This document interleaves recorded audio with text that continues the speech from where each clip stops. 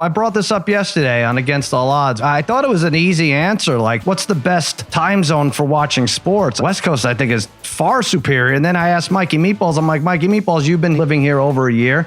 And he said, no, East Coast is superior. But I've never heard anyone who's lived here more than a year say that. Mikey Meatballs, defend your actions here. What don't you like about West Coast viewing? Kind of soft to go to bed at 10 p.m. on the West Coast after sports are done. I mean, it creates mental toughness, being up off of 6 hours of sleep on the East Coast Monday morning. So we're going East Coast. I can't imagine that life of waiting till 1 o'clock in the afternoon for football games to kick off. Games are on at 12:30 a.m. People have to work, like on Monday nights and on random Wednesday nights. Spaghetti, where are you on this before we get to the poll? We put this up for a vote. I'm 100% with Mikey Meatballs on this. Really? Wow. East Coast is the best time to watch sports because if you have stuff to do, you can't accomplish anything. You can't go grocery shopping. You can't hit the gym for a workout. Like, you have to just sit in the couch and start watching immediately, and then you're just sucked in the entire day, and then your Saturdays and Sundays now are completely lost to just watching football. Babyface, I think you were on the East Coast side with this, right? I'm about to make this a clean sweep because East Coast is the Michael Jordan of time zones. You want to stay up, not just for the game. You want to stay up and watch Charles and Kenny and Shaq. What else am I going to do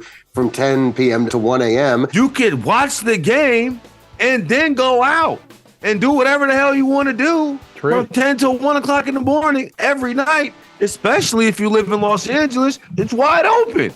And nobody here has a real job. The amount of times I was watching an NBA playoff game out of the corner of my eye when I was on a date in Detroit because the game was ending at midnight.